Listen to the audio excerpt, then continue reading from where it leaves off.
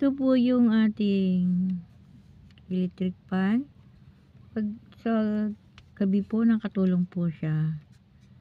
Pag sa gabi hindi ko siya binibinta. Ito po yung gamit ko. O kaya kung wala kang milipad-lipad yung aking buhok dahil ganda no, dahil malamig. Pag tanghali po sobrang init, dapat may dala kayo dito 50, mga 50s, 40. Ako ay matanda na rin po. 58 na po ako, 57 po. 58 na po ako. Yan guys. Yan, sarap.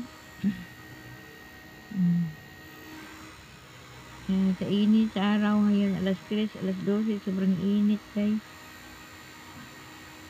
Yan, hindi masaya lang tayo para pagganda natin. Masaya lang, mas lagi magdadasal. Yan lang.